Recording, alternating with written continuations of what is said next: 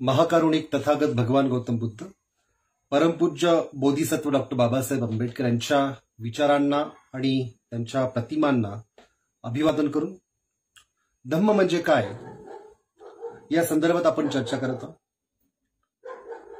या संदर्भात आपण चर्चा करत असताना सर्वप्रथम बुद्धांनी धम्म आपला प्रस्थापित करत असताना कोणत्या गोष्टी त्याज्य केल्या, कोणत्या गोष्टी सोडून दिल्या आणि कोणत्या गोष्टींचा त्यांनी स्वीकार केला हे पाहणे खूप आवश्यक आहे.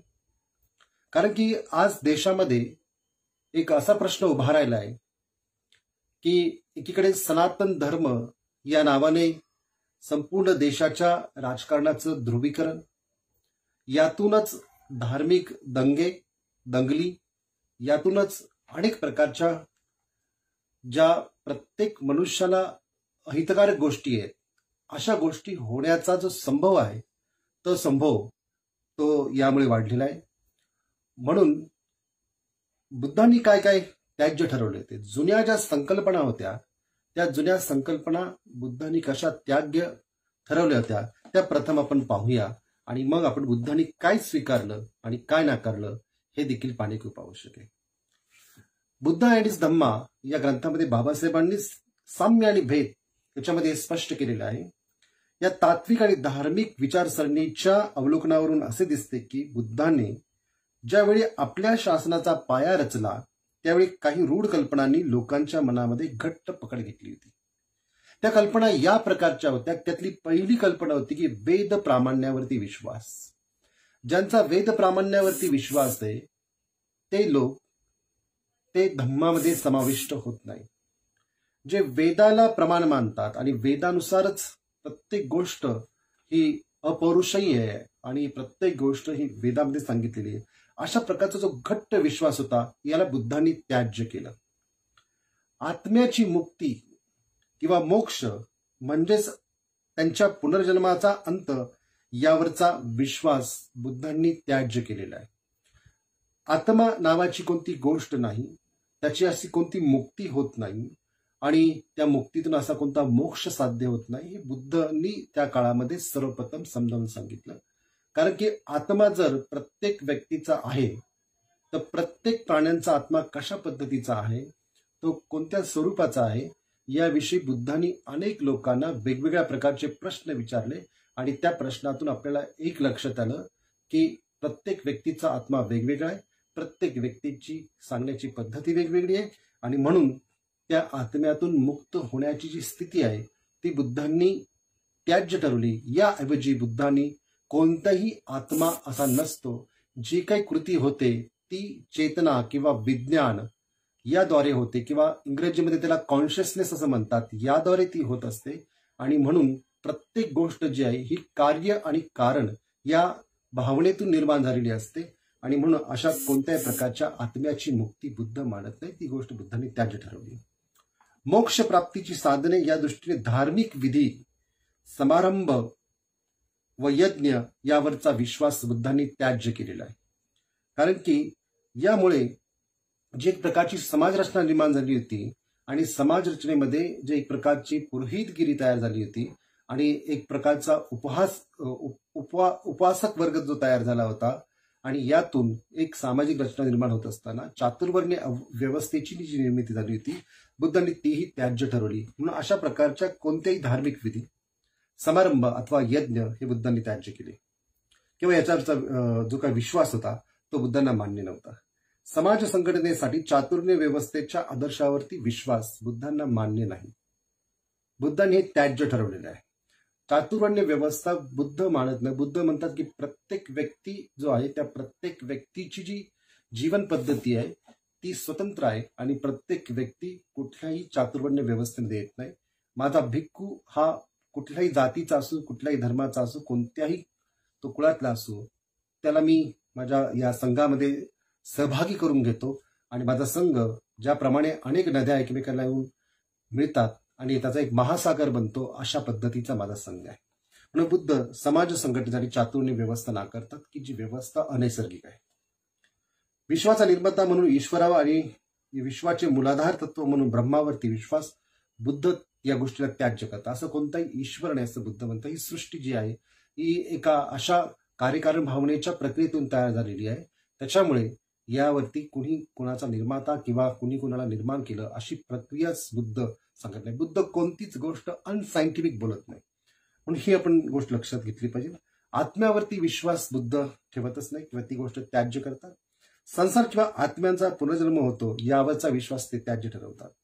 कर्म म्हणजे माणसाच्या पूर्वजन्माच्या कृत्यामुळे त्याचे या जन्मीचे स्थान निश्चित होते या तत्वावरचा विश्वास बुद्धांना मान्य नाही. आणि कर्म आणि त्या कर्माचा एक प्रकारचा परिणाम हा आत्ताच्या काळातल्या आपल्या जीवनावरती होतो याविषयी बुद्ध कोणतीच गोष्ट मान्य करत नाही. की बुद्ध म्हणतात की प्रत्येक गोष्ट ही जरी कर्माने होत असली तर त्या कर्माचा असा दूरगामी परिणाम किंवा त्या कर्मामुळे तुम्ही या शूद्र कुळामध्ये जन्माला आलात किंवा वैश्य कुळामध्ये जन्माला आलात असं होत नाही.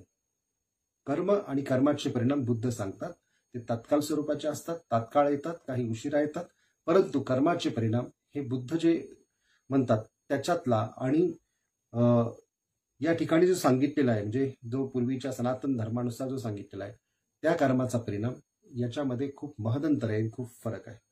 सांगण्याचं तात्पर्य एकच आहे की बुद्धांनी कोणत्या गोष्टी त्याज्य केल्या म्हणजे आपल्याला हे लक्षात आलं पाहिजे की जो धर्म आपल्याला आपल्यातील स्वातंत्र्य, समता आणि बंधुता याची वाढ करू देत नाही अशा गोष्टी बुद्धांनी त्याज्य केल्या. बुद्धांनी कोणते बदल केले हे खूप महत्वाचं आहे की बुद्धांनी कार्यकारण भावनाचा अत्यंत महत्वाचा सिद्धांत स्वीकारला. बुद्धांनी जीवनाचा दृष्टिकोन दैववादी न करता मनुष्य व त्याचे जग याचे भवितव्य देवाने पूर्वनियोजित केलेले आहे हा तितकाच मूर्खपणाचा दृष्टिकोन आहे. या दोन्ही गोष्टी त्यांनी त्याज्य ठरवल्या. एखाद्या पूर्वजन्मी केलेल्या कृत्यात दुःख निर्माण करण्याचे आणि या जन्मातील कृत्य परिणाम शून्य करण्याचे सामर्थ्य आहे हे म्हणणे त्यांनी अमान्य केले. कर्माचा दैववादी दृष्टिकोन त्यांनी नाकारला. कर्माच्या या दृष्टिकोनाऐवजी त्यांनी अधिक शास्त्रीय दृष्टिकोन स्वीकारला. त्यांनी एक प्रकारे जुन्या बाटलीतच लागली होती. आत्म्याचा फेरा संसार या तत्वाच्या जागी त्यांनी पुनर्जन्माच्या सिद्धांताला स्थान दिले. आत्म्याची मुक्ती किंवा मोक्ष या तत्वाऐवजी त्यांनी निब्बाण हे तत्व स्वीकारले. तर बुद्धांनी या प्रकारचे बदल केले आणि बुद्धांनी काय स्वीकारलं की प्रत्येक गोष्टीचा जो केंद्रबिंदू आहे तो मन आहे. मन घडवेल तसा मनुष्य बनतो. मनाची जडणघडण जशी असेल तशी त्याच्या जीवनाची जडणघडण असते आणि प्रत्येक वस्तूच्या, प्रत्येक कृतीच्या आणि प्रत्येक जीवनाची निर्मिती करतो त्याच्या पाठीमागे मनच हे सर्वात मोठं साधन असते आणि मनाचं आकलन ज्याला होते तोच त्यातून दूर होऊ शकतो. म्हणून मन प्रमुख आहे. मनाला बदललं तर सगळ्या गोष्टी बदलू शकतात. दुसरी गोष्ट भगवान बुद्ध असं म्हणतात की आपल्यामध्ये निर्माण होणाऱ्या आणि आपल्यावर बाहेरून ज्याचा परिणाम होतो अशा सर्व बऱ्या वाईट गोष्टींचा परिणाम मनच आहे. जे जे वाईट आहे आणि वाईटाशी संबंधित आहे आणि त्यांच्या अधीन आहे ते मनातून उत्पन्न होते आणि जे जे चांगले आहे आणि चांगल्याशी संबंधित आहे आणि त्याच्या अधीन आहे ते देखील सर्व मनातूनच उत्पन्न होत असते. ज्याप्रमाणे गाडी ओढणाऱ्या बैलाच्या पाठोपाठ गाडीची चाकं जातात त्याप्रमाणे अशुद्ध चित्त किंवा कृतीने एखाद्या व्यक्तीच्या पाठीमागे दुःख येते आणि हेच त्यांच्या चित्तशुद्धीचं सार आहे. म्हणजे सगळ्यात महत्वाचा प्रश्न हा आहे की भगवान बुद्धांनी पूर्वीचा जो चालत आलेली जी सनातन परंपरा आहे ती दूर केली. याउलट बुद्धांनी एक नवीन परंपरा चालू केली आणि त्या नवीन परंपरेला बुद्ध असं म्हणतात नही वैरेन वैराणी संमंतीद कुदाचन अवैरेन संमंती एस धम्म सुनंतन. वैराने वैर्य कधी संपत नसतं, अवैर्यानेच ते संपतं आणि हाच खऱ्या अर्थाने सनातन धम्म आहे. एस धम्म सनातन. बुद्धांचा धम्म खऱ्या अर्थाने एक प्रकारचा असा धर्म आहे जो निसर्गदत्त आहे, जो निसर्गाच्या गोष्टीचं आकलन करून त्याच्या अनुसार जीवनातील प्रत्येक जी कृती आहे ती प्रत्येक कृती करायला ती चालना देत असतं. आणि म्हणून आपण ही गोष्ट लक्षात घेतली पाहिजे की भगवान बुद्ध धम्माचं स्पष्टीकरण करत असताना ते कोणत्या कोणत्या गोष्टीला त्यागतात आणि कोणत्या कोणत्या गोष्टी स्वीकारतात हे आपल्याला लक्षात आलं पाहिजे. त्याचप्रमाणे आणखीन एक गोष्ट आपल्या लक्षात आली पाहिजे की भगवान बुद्धांनी स्वतःला एक विशेष स्थान आपल्या धम्मामध्ये फिरणं आहे. बुद्ध ही एक अवस्था आहे आणि प्रत्येक व्यक्ती बुद्धत्व अवस्था प्राप्त करू शकतो. महामाया आणि शुद्ध यांचा एक सुपुत्र, या पलीकडे माझे काही स्थान नाही, परंतु बुद्ध अवस्था मी प्राप्त केलेली आहे. या दृष्टिकोनातून बुद्ध ही एकमेव अवस्था हेच स्थान आहे. दुसरी अवस्था जे धम्म आहे, ज्याच्याविषयी आपण जाणणार आहोत, आणि तिसरी अवस्था संघ आहे, की जो धम्माचं आचरण करणाऱ्या लोकांचा एक प्रकारे समुदाय आहे किंवा एक समता बंधुता प्रस्थापित करणाऱ्या लोकांची एक सामाजिक रचना असणारी संघटना आहे. अशा पद्धतीने जर आपण याकडे पाहिलं तर आपल्याला बुद्ध धम्म स्पष्टपणे जाणू शकतो. धम्म म्हणजे काय हे पाहत असताना जीवनात शुचिता साध्य करणे हे धम्म आहे. पहिली गोष्ट, शुचिता याचा अर्थ शुद्धता. शुद्धता कशाने साध्य करता येते? शुद्धता माणसाला साध्य करता येते त्याचं कायिक, वाचिक आणि मानसिक वर्तनाच्या आधारे. नहीं वेरे न वेरानी संमंतीद कुदाचनं अवेरेन संमंती एस धम्मो सनंतनो, की वैराने वैर शमत नाही तर अवैराने वैर शमतं, आणि हाच सनातन धम्म हे स्पष्ट करत असताना काया आणि वाचा आणि मन याची एक प्रकारची संयमता किंवा याचा एक प्रकारचा संवर जर व्यक्तीला साध्य करता आला तर व्यक्तीचं जीवन अधिक शुद्ध बनू शकतं. आणि म्हणून या शुचितेचे 3 प्रकार आहेत असे बाबासाहेब म्हणतात. एक आहे देहाची शुचिता.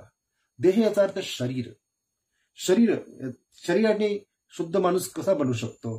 तर कोणत्याही प्रकारची हिंसा न करणे, चोरी न करणे, मिथ्याचार न करणे आणि याच्यापासून विरत होणे म्हणजे देह शुचिता साध्य होते. वाक् शुचिता म्हणजे काय? तर वाक् शुचिता अर्थ वाणीची शुचिता. असत्य न बोलणे, असत्य भाषणापासून विरत होणे. त्याचप्रमाणे खोटं न बोलणे, त्याचप्रमाणे व्यर्थ बडबड न करणे, शिवीगाळी न करणे, निंदा नालस्ती न करणे, याच्यातून वाचेची शुचिता तयार होत असते. बऱ्याच लोकांच्या जीवनामध्ये ती लोक वाचेच्या द्वारे कुकर्म करत असतात. ती लोक दुसऱ्यांची निंदा करण्यामध्ये धन्यता मानत असतात. ते दुसऱ्यांना शिव्या देण्यामध्ये धन्यता मानत असतात. ते दुसऱ्यांविषयी वाईट पद्धतीने बोलत असतात किंवा व्यर्थ ते आपला वेळ त्या बोलण्यामध्ये वाया घालवत असतात किंवा द्वेषात्मक बोलत असतात. अशा प्रकारची जी वाचा आहे ती वाचेची शुचिता निर्माण करत नाही, वाचेची शुद्धता तयार करत नाही. शुचिता याचा अर्थ शुद्धता, आणि ही शुद्धता आपण आपली वाणी संयमित ठेवून, आपली वाणी सौम्य ठेवून आणि आपल्या वाणीतून चांगल्या गोष्टींची भर किंवा चांगल्या गोष्टी सातत्याने आपण बोलल्या पाहिजे किंवा इतरांच्या प्रती मैत्रीची भावना निर्माण झाली पाहिजे. अशा भावनेतून आपण आपली वाणी ठेवत नाही आणि आपण खोटं बोलत राहतो. यामुळे आपली वाणी दूषित होते. आपली वाणी दूषित होणे म्हणजे एक प्रकारचं वाचेची अशुचिता निर्माण होणे. म्हणून वाचेची शुचिता निर्माण करणे, असत्य भाषणापासून अथवा बोलण्यापासून विरत होणे म्हणजे वाक्शुचिता आहे. मनसुचिता हा अत्यंत महत्वाचा भाग आहे की जो अनेक लोकांना कळत नाही. मनाची शुद्धता कशी निर्माण करता येते? मनाची शुद्धता निर्माण करण्यासाठी आपल्याला आपल्यामध्ये निर्माण होणारी कामवासना, आपल्यामध्ये निर्माण होणारी विषयाची वासना म्हणजे 6 इंद्रिय आणि 6 इंद्रियांचे 6 विषय. डोळ्याचा विषय रूप, रूपाच्या प्रती निर्माण होणारी वासना, शब्दाच्या प्रती निर्माण होणारी वासना याचा अर्थ एक प्रकारची ध्वनी वासना किंवा त्याला कामवासनाच आपण म्हणतो. पण ते शब्दाच्या प्रती तयार होत असते, आवाजाच्या प्रती तयार होत असते, ध्वनीच्या प्रती तयार होत असते. काही वासना, नाकाचा जो काय विषय आहे तो आहे गंध. त्या गंधाविषयी किंवा जो काही आपल्याला वास येतो त्याच्याविषयी वासना तयार होत असते. आपण जे अन्न किंवा आपली जी जीभ आहे जी काही टेस्ट करते त्याच्याविषयी वासना तयार होत असते. त्वचेला होणाऱ्या स्पर्शाविषयी वासना तयार होत असते. मनामध्ये निर्माण होणारे जे काही धर्म आहे, धम्म याचा अर्थ मनामध्ये निर्माण होणाऱ्या ज्या काही गोष्टी आहेत त्या लोभयुक्त आहेत, द्वेषयुक्त आहेत, मोहयुक्त आहेत, त्याच्या प्रती निर्माण होणारी वासना जी आहे या सर्व वासनेला कामवासना असं म्हटलेलं. 6 इंद्रिय आणि 6 इंद्रियांची जी काही विषय आहे त्या विषयांच्या प्रती निर्माण होणारी जी वासना आहे किंवा लोभ आहे, या लोभालाच एक प्रकारे काय म्हटलंय? वासना. तर भिक्षूला असं कळतं की त्याच्या मनामध्ये कामवासना निर्माण झाली. कामवासना निर्माण झाल्यानंतर ती कशी निर्माण होते, त्याचा निर्माण झाल्यानंतर त्याच्यातून बाहेर पडण्याचा मार्ग कोणता, त्याचा त्याग कसा करावा आणि कशा प्रकारे ती पुन्हा उत्पन्न होणार नाही हे सर्व त्याला कळते. आणि हे कळण्याचं माध्यम म्हणजे एक प्रकारची त्याची जागृत अवस्था. जागृत अवस्था माणसाला तेव्हा निर्माण होते जेव्हा व्यक्ती स्वतः आपल्या स्वतःच्या शरीराच्या विषयी, आपल्या इंद्रियाच्या विषयी, इंद्रियामध्ये निर्माण होणाऱ्या सगळ्या लोभाविषयी, द्वेषाविषयी ध्यान करतो, त्यावेळेस त्याला कळतं की आपल्या मनामध्ये काय काय निर्माण होते. जेव्हा व्यक्ती एकांतात जातो तेव्हा त्याला कळतं की आपल्यामध्ये काय काय निर्माण होतं. म्हणजे जेव्हा आधुनिक शास्त्रज्ञांनी ज्यावेळी असे प्रयोग केले, या प्रयोगामध्ये त्यांनी पाहिलं जेव्हा व्यक्ती एकटा असतो आणि त्याला भूक लागते आणि भूक लागल्यानंतर ज्यावेळेस तो व्यक्ती जेवण एकटाच करत असतो, तर ते एकट्याने जेवण करत असताना तो अतिशय एका प्राण्यासारखं तो जेवण करतो. प्राण्यासारखं जेवण करणे ही त्याच्यामध्ये असणारी प्राण्याची जी वृत्ती आहे ही त्याच्यातलं इन्स्टिक्ट आहे.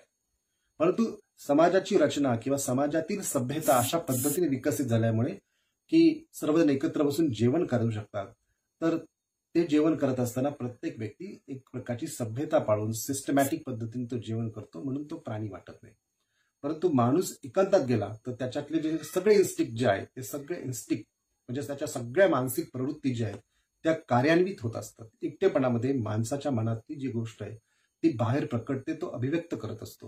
म्हणून या दृष्टिकोनातून जर आपण पाहिलं, म्हणजे आधुनिक सायकोलॉजीच्या अनुसार जर आपण पाहिलं, तर प्रत्येक व्यक्ती जो आहे त्या प्रत्येक व्यक्तीमध्ये असणाऱ्या ज्या काही प्राण्यांच्या ज्या इन्स्टिक्ट ज्या आहेत, म्हणजे प्रत्येक मानसिक प्रवृत्ती ज्या आहेत त्या मानसिक प्रवृत्तीला जर बदलायचं असेल तर आपल्याला एकांतात जाऊन आपल्यावरती लक्ष केंद्रित करावं लागेल किंवा ध्यान करावं लागेल असं आपण म्हणू शकतो. आणि हे सर्व त्याला कळतं, कशातून हे निर्माण होतं आणि कशातून त्याची मुक्ती प्राप्त करता येते हे त्याला कळतं. त्याच्या ठिकाणी द्वेष निर्माण झाला असेल तर ते त्याला कळतं आणि द्वेषाचा उद्भव कसा होतो आणि त्याचा त्याग कसा करता येतो आणि भविष्यात द्वेष कसा निर्माण होणार नाही हे सर्व त्याला कळतं. त्याच्या ठिकाणी आळस, तंद्रा याचा अर्थ काय, एक प्रकारची अशी मानसिक अवस्था की ज्याच्यामध्ये आळस पण नाही, झोप पण नाही, परंतु कोणतीच गोष्ट आपल्याला कळत नाही, अशा प्रकारची तंद्राची अवस्था निर्माण होते.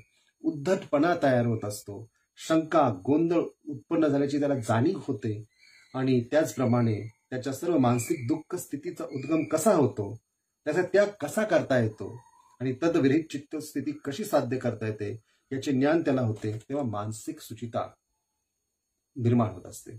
मानसिक सुचिता निर्माण होण्यासाठी प्रत्येक व्यक्तीने ध्यान करणे खूप आवश्यक आहे. ध्यानातूनच माणसाला कळतं की त्याच्या मनात लोभ निर्माण झालाय का, वासना निर्माण झाली, त्याच्या मनामध्ये द्वेष निर्माण झालाय का, मैत्री निर्माण झाली, की त्याच्या मनामध्ये झोप तयार झालेली आहे किंवा उद्धटपणा तयार झालेला आहे किंवा काय त्याच्या मानसिक स्थितीमध्ये काय काय निर्माण झालेलं आहे हे व्यक्तीला तेव्हाच कळू शकतं जेव्हा व्यक्ती स्वतःवरती ध्यान केंद्रित करेल. जेव्हा स्वतः व्यक्ती सेल्फ रिमेंबरन्सच्या स्टेटला जाईल, स्वतःला जाणण्याच्या स्टेटला जाईल, त्यावेळेस प्रत्येक व्यक्तीला हे लक्षात येईल की त्याचं मन कोणत्या गोष्टीने निर्मित होत आहे, कोणत्या गोष्टीची अभिव्यक्ती होत आहे आणि कोणत्या गोष्टी कशा निर्माण होतात आणि त्याचा त्याग कसा करता येतो आणि भविष्यात त्या कशा निर्माण होऊ नये यासाठी कशा पद्धतीने प्रयत्न करायचे हे त्याला सर्व कळते आणि म्हणून मानसिक सुचिता त्याच्याकडे साध्य होत असते. बाबासाहेबांनी हे लिहित असताना पुढे असं लिहिले, जो काया वाचा मन शुद्ध पवित्र आहे, जो निष्पाप आहे, स्वच्छ आणि पावित्र्युक्त आहे, त्यालाच लोक निष्कलंक म्हणत असतात. म्हणजे असा प्रकारचा व्यक्ती जो ज्याच्यावरती कोणताही कलंक लावता येत नाही. तुम्ही कितीही एखाद्या विषयी कलंक लावण्याचा प्रयत्न केला तरी त्या व्यक्ती कलंक तुम्हाला लावता येत नाही. ज्याप्रमाणे आळूवरती पडणारं जे पाण्याचा थेंब जो असतो किंवा दब जे असतात, तुम्ही आळूच्या पाण्याला कितीही कलंकित करण्याचा प्रयत्न केला तर आळूच्या पाण्यावरती पडणारे थेंब जे आहेत ते आळूचं पान झेलतं, टिकवतं आणि थोड्या वेळाने ते निघून जातं. त्या पद्धतीने निष्कलंक माणसाचं असतं. कितीही कलंक लावण्याचा प्रयत्न केला तर थोड्या वेळासाठी त्याला आपण बोलू शकू किंवा त्याची निंदा करू शकतो, परंतु त्याचं जीवन जे आहे त्या आळूच्या पाण्यासारख्या स्वच्छ असतं आणि निष्कलंक असतं. कोणतंही कलंक आपण त्याला लावू शकत नाही. म्हणून काया वाचा मनाने जो पवित्र आहे, जो निष्पाप आहे, स्वच्छ आणि पावित्र्युक्त आहे, त्याला लोक निष्कलंक म्हणतात. अशा प्रकारची निष्कलंक वृत्ती ज्या व्यक्तीच्या अंगामध्ये निर्माण होते किंवा ज्या व्यक्तीच्या व्यक्तिमत्वामध्ये तयार होते, तो व्यक्ती खऱ्या अर्थाने जीवनामध्ये सुचिता निर्माण करत असतो. जीवनातली शुद्धता त्याच्यामध्ये तयार होत असते. जसं पालीमध्ये एक धम्मपदातील गाथा आहे, कायेन सव्वरू साधू, साधू वाचान सव्वरो, मनसा सव्वरू साधू, साधू सबत सव्वरो. की कायेने केलेला संयम, वाचेने केलेला संयम आणि मनाने केलेला संयम जर व्यक्तीच्या जीवनामध्ये निर्माण झाला तर सर्व संयम व्यक्ती साध्य करू शकतो आणि निष्कलंक अशा पद्धतीची अवस्था तो जगू शकतो. हेच बुद्धांचा धम्म आहे. हा धम्म बाबासाहेबांनी देत असताना सदाचरण, समाधी याचा अर्थ ध्यान आणि ज्ञानप्राप्ती याचा अर्थ प्रज्ञा, या गोष्टीची व्यक्तीला प्राप्ती होणे म्हणजे तो धम्म मार्गावरती आरूढ होणे. आणि अशा प्रकारची व्यक्तीची व्यक्तिमत्वाची स्थिती बनत असली तर देश, राज्य, समाज या सगळ्या ठिकाणी त्याचं जे जीवन असेल ते निष्कलंक राहीलच राहील, परंतु त्याचं जे सामाजिक कॉन्ट्रीब्युशन जे असेल ते देखील मोठ्या प्रमाणात आणि मोठ्या समजुतीचं, एकमेकांना अंडरस्टँडिंग करण्याचं अशा पद्धतीचं असेल आणि योग्य पद्धतीने समाजाला दिशादर्शक असेल. तर अशा पद्धतीने अशा प्रकारचा व्यक्ती हा आपल्यातून घडणे खूप आवश्यक आहे.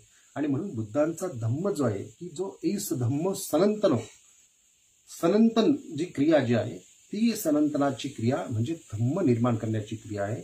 आणि वास्तविक धम्माची निर्मिती ही प्रत्येक व्यक्तीच्या जीवनामध्ये घडवण्यासाठी बाबासाहेब असं मानतात की मला राजकारणापेक्षा धम्म कारण काय आहे, धम्मामध्ये मी माझं जीवन व्यतीत करणार आहे, धम्म हा मी वाढवणार आहे आणि माझं जीवन जे आहे हे धम्मासाठी मी देणार आहे. म्हणून तो बाबासाहेब आंबेडकरांच्या चळवळीचं जे प्रमुख केंद्र किंवा उच्चस्थान जर कोणतं बनलं असेल तर तो बुद्ध धम्माची ही क्रांती किंवा बुद्ध धम्माची दीक्षा आहे, जी बाबासाहेबांनी 2500 वर्षानंतर म्हणजे 2600 वर्षानंतर बाबासाहेबांनी या भारतामध्ये करून दाखवलेली आहे. आता आपल्याला फक्त ती टिकवायची आहे, आपल्याला ती वाढवायची आहे. आणि धम्म प्रणित आपल्याला समाजकारण, धम्म प्रणित आपल्याला राजकारण, धम्म प्रणित आपल्याला मानवतावाद ही आपल्याला शिकवायची. कारण बुद्धांची शिकवण ही मानवताभिमुख आहे. बुद्ध कोणतीच गोष्ट मानवतेला सोडून बोलत नाही. आजचं राजकारण, आजचं समाजकारण किंवा आजचं सगळं जे काही धोरणं आहेत जी जागतिक स्थितीतल्या, जागतिक स्तरावरच्या असतील किंवा देश स्तरावरती असतील, ही सर्व धोरणं मानवताभिमुख असणे गरजेचं आहे. एकमेकांमध्ये भेदाभेद, जातीयवाद किंवा दंगली किंवा लिंगभेद अशा पद्धतीच्या गोष्टी निर्माण करणारे नसावी, भ्रष्टाचार निर्माण करणारे नसावी, माणसामध्ये कलह निर्माण करणारे नसावी. कारण की या सगळ्या गोष्टीतून माणसाचा ऱ्हास होत चाललेला आहे. आणि म्हणून आज बुद्ध धम्म जाणणे, टिकवणे, संवर्धित करणे, त्याचा प्रचार आणि प्रसार करणे ही मोठी जबाबदारी ही आपल्या सर्वांवरती येऊन पडलेली आहे. कारण की इथे जाती जातीमध्ये भांडणं लावणे आणि त्या भांडणातून समाजकारण आणि राजकारणाची दिशा ठरवणे आणि आपली एक प्रकारे मतांचं ध्रुवीकरण करणे, अशा प्रकारच्या गोष्टीमुळे लोकांचा जो रस आहे तो धम्माच्या प्रती हा हळूहळू कमी व्हायला लागला. आणि तो रस जर कमी झाला तर बाबासाहेब म्हणतात एकतर भारतीय संविधान टिकवावं लागेल अथवा तुम्हाला धम्म टिकवावं लागेल. जर भारतीय संविधान नाही टिकवता आले तर धम्म टिकवावं लागेल आणि धम्म जर नाही टिकवता आला तर भारतीय संविधान टिकवावं लागेल. भारतीय संविधान आणि धम्म ह्या सायमल्टेनियसली गोष्टी आहेत ज्या आपल्याला टिकवाव्या लागतील, ज्या आपल्याला आपल्या अभिवृद्ध करावे लागतील. तेव्हा कुठं आपण खऱ्या अर्थाने या देशामध्ये हा बुद्ध धम्म जो आहे, जो समतेवरती आधारित आहे, जो बंधुतेवरती आधारित आहे, जो माणसाच्या स्वतंत्रतेला खूप जास्त महत्व देतो, माणसाच्या न्यायवृत्तीला खूप जास्त महत्व देतो, अशा धम्माची अभिवृद्धी करणे खूप गरजेचे आहे. कारण की भारतीय संविधान आणि बौद्ध धम्म याच्यामध्ये सिमिलर तत्व आहेत असं बाबासाहेबांनी सांगितलेलं आहे. हे संविधान बुद्ध धम्माच्या तत्वावरती आधारलेलं आहे असं बाबासाहेबांनी सांगितलेलं आहे. म्हणून धम्माची अभिवृद्धी करणे, धम्म सद्धम्म रूप पावणे खूप गरजेचं आहे. आणि ही काळाची गरज आहे. कारण की भारतामध्ये इथल्या पंतप्रधानाचं स्टेटमेंट जे आहे, सनातन धर्म आणि सनातन धर्मावरती बोलणाऱ्या लोकांवरती तुम्ही बोला, म्हणजे त्यांच्या मंत्र्यांनी बोला, परंतु खऱ्या अर्थाने बुद्ध धम्म हा एक प्रकारचा असा दीपस्तंभ आहे जो संपूर्ण जगाला एक नवा प्रकाश देऊ शकतो. जपानचं नाव, जपान असं आहे म्हणजे सूर्य उगवणारा देश. या स्वरूपामध्ये ज्या देशामध्ये सूर्य उगवतो तो देश म्हणजे जपान आहे. आणि सूर्य कोण तर सूर्य बुद्ध. बुद्धांना सूर्य मानतात म्हणून सूर्य उगवणारा देश असं ते संबोधतात. आणि भारतात तर बुद्धांचा जन्मच नव्हे तर बुद्धांची ज्ञानप्राप्ती आणि बुद्धांची समग्र क्रांती या ठिकाणी झाली. हे ठिकाणी खूप आवश्यक आहे. इतकंच या निमित्ताने सांगतो. आणि बुद्ध धम्म याची अभिवृद्धी करणे खूप गरजेचं आहे. आणि बुद्ध धम्म टाळून इतर गोष्टी बोलणे निरर्थक आहे. बुद्ध धम्माची वाढ करणे गरजेचं आहे. आणि ही वाढ होत असताना ती स्वातंत्र्य, समता, बंधुता आणि न्याय या सर्व व्यवस्थेवरती आणि मैत्रीवरती अवलंबून असावी इतकीच कामना करतो आणि थांबतो.